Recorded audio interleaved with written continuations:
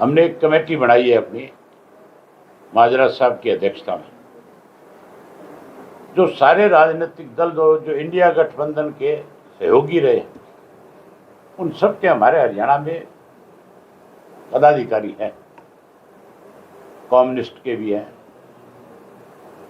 CPM CPI के, NCP के, Samajwadi party के, लालू की पार्टी के, शिवसेना के, सबके पार्टी के पदाधिकारी। कांग्रेस ने कह दिया कि हम अकेले लड़ेंगे, उनका इंडिया गठबंधन से कोई संबंध नहीं है। इंडिया गठबंधन की शुरुआत हमने करी थी, हम हरियाणा में इंडिया का गठबंधन फिर बना रहे हैं। हम उनसे बात करेंगे, उनको सबको अपने साथ जोड़ेंगे और भाजपा और कांग्रेस को दूर करने के लिए सबसे सहयोग लेंगे और उनको राजनीतिक पहचान देंगे सबको। पहले हम स्टेट के लेवल पे सब साथियों से बातचीत करेंगे और फिर स्टेट के बाद नेशनल के स्तर पे भी जरूरत पड़ी तो मैं और माजरा साहब सभी हम सब नेताओं के पास जाएंगे। मेरी सबके साथ अच्छे संबंध है, हमने अनेकों बार उनको निमंत्रण दिया, जब जब बुलाया वो आए, उन्होंने हरियाणा की जनता को संबोधित किया।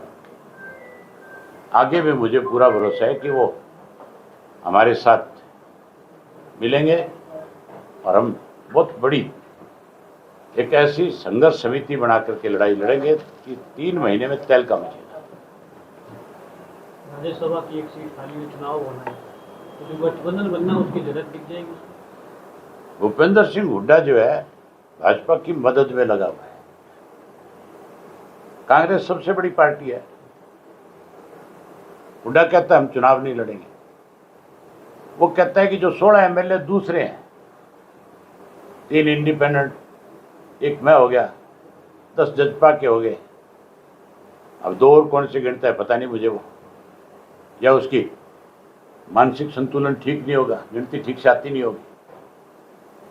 वो कहता है कि वो अपना कैंडिडेट बना करके लेकर के आए, हम उसकी मदद कर देंगे। सबसे बड़ी पार्टी तुम्हारी है, तुम अपनी तरफ से किसी को उम्मीदवार बनाओ और हमारे से सहयोग मांगो।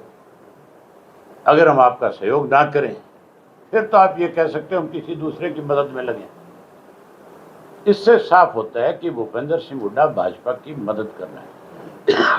ये सीट राज्यसभा की बीजेपी को देना चाहता है।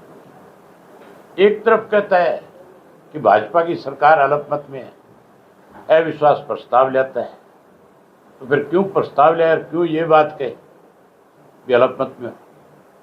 ये क्यों नहीं कहता सीधा सीधा कि मैं भाजपा की मदद करना चाहता हूँ? अभी विधानसभा का सत्र आएगा अगस्त के अंदर, मैं उस सत्र के अंदर हुड्डा से ये बात विधानसभा में पूछूंगा। बाकी जगह पे तो मेरा आमना सामना कम होता है, वहाँ मुलाकात होगी, वहाँ जरूर ये बात पूछूंगा कि तुम बता, पूरे प्रदेश के लोग जानना चाहते हैं। अरे विधानसभा में जो बात कही जाती है वो पूरा प्रदेश देखता है, फिर देखता हूँ क्या जवाब आता है। हरियाणा की पहली सीट का आपने आज ऐलान कर दिया कि आप पहले नहीं करी, इससे पहले हमने 4-5 सीटों की घोषणा कर रखी है। आपने भी आज कह दिया कि मैं इलाहाबाद से चुनाव लड़ूंगा। मैंने बता दिया आपको, हमने सबसे पहले ऐलान किया था, हमारे प्रधान जी ने यमुनानगर की और रादौर की सीट का।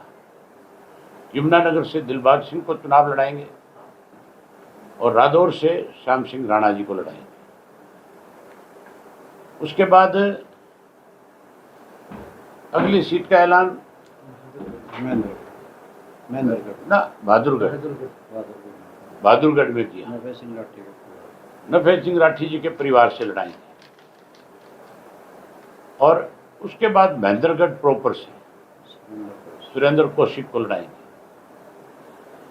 यहाँ लोगों में गलतफहमी चला रखी है, शोर मचाते हैं। पिछली बार भी मेरे खिलाफ प्रचार किया इन कांग्रेसियों ने, बीजेपी वालों ने। पिछली बार भी कहते थे रानिया से लड़ेंगे, अब की बार फिर उसी तरह की बातें इन्होंने शुरू कर रखी है।